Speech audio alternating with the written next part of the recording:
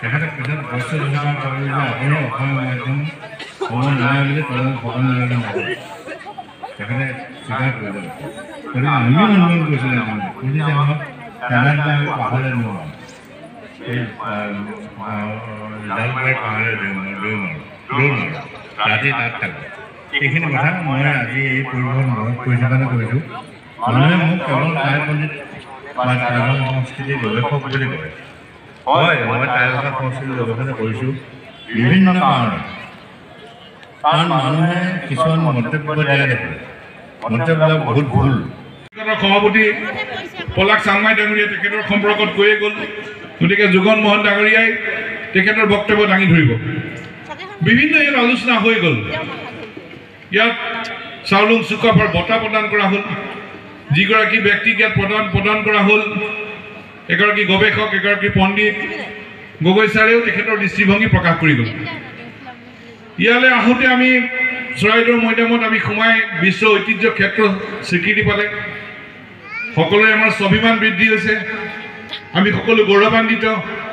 আমি আমাৰ শ্ৰদ্ধাঞ্জলি জনাই এই অনুষ্ঠানলৈ আহিছোঁ আৰু ইয়াত বিভিন্ন চিন্তন মন্থন আমাৰ হৈ আছে অসম জাতীয়তাবাদী যুৱ ছাত্ৰ পৰিষদে পতা এই অনুষ্ঠানটোৰ জৰিয়তে কেৱল অসম জাতীয়তাবাদী যুৱ ছাত্ৰ পৰিষদে পতা এইটো অনুষ্ঠান নহয় সমগ্ৰ অসমৰ জাতীয় জীৱনৰ স্বাভিমান বৃদ্ধিৰ বাবে গ্ৰহণ কৰা এটা পদক্ষেপ স্বৰ্গদেউ চাউলুং চুকাফাৰ আগমনৰ কথা পতা হ'ল তেখেতৰ চিন্তনৰ কথা পতা হ'ল তেখেতৰ কৰ্মৰাজিৰ কথা পতা হ'ল আৰু আজিৰ তাৰিখত আমি এই কথা আমি আলোচনা কৰিবই লাগিব 600 বছৰ ৰাজত্ব কৰা স্বৰ্গদেউ চাউলুং চুকাফাৰ যি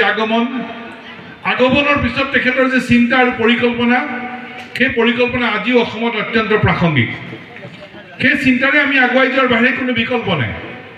ইয়াৰ আলোচকসকলে আলোচনা কৰি গৈ আছে 600 বছৰ ৰাজত্ব কৰি গ'ল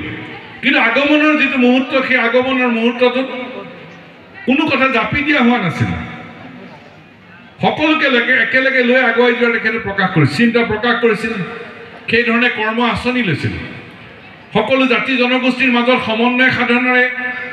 আগুৱাই যোৱাৰ পৰিকল্পনা কৰিছিল নিজৰ ভাষা নিজৰ আধ্যাত্মিক চিন্তা কাৰো ওপৰত জাপি দিয়া হোৱা নাছিল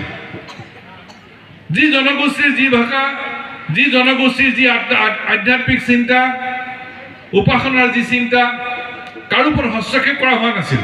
সকলোকে নিজৰ চিন্তা প্ৰকাশৰ স্বাধীনতা দিছিল আৰু সকলোকে একেলগে আগুৱাই যোৱাৰ এটা পৰিৱেশ দিছিল আৰু সেইবাবেই 600 বছৰ কাল ৰাজত্ব কৰিবলৈ সক্ষম হৈছিল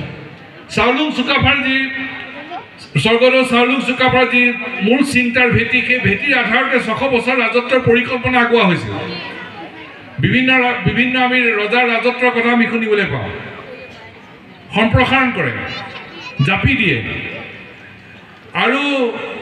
সেই চিন্তা আৰু সম্প্ৰসাৰণ আৰু জাপি দিয়া নীতিৰ অত্যন্ত ইয়াৰ যিবোৰ ঋণাত্মক দিশ এইবোৰ কথা আমি বুৰঞ্জীৰ পাঠটোত দেখিবলৈ পাওঁ কিন্তু অসম একেবাৰে ব্যতিক্ৰম স্বৰ্গদেউ চাউলুং চুকাফাই ভাষাৰ সম্পৰ্কত দেখুওৱা তেওঁৰ উদাৰতা উপাসনাৰ চিন্তাৰ সম্পৰ্কত দেখুওৱা তেখেতৰ উদাৰতাৰ কাৰণেই সকলো জাতি জনগোষ্ঠীক একেলগে আগুৱাই নিবলৈ সক্ষম হৈছিল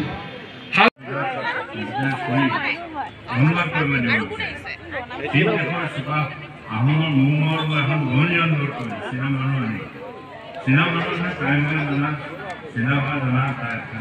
চাৰিজনমান এনেকুৱা এজন কেইগৰাকী আহিলে মোৰ লগত চাৰিমাহ কাম কৰিলে তাত চুকাফাৰ কথা চুকাফাৰ কথাৰ চিন্তাবোৰ মন্দিৰ আছে আৰু আহোমসকলৰ অতীত গুণ যি কলা সংস্কৃতি নিৰ্মাণে চিন্তাবোৰ মন্দিৰত চীনত চীনা পৰিৱৰ্তে তেওঁলোকে কি বুলি এতিয়া আমাৰ ইয়াত যিটো আমি ভাবিছোঁ সেই ধৰণৰ নহ'ব পাৰে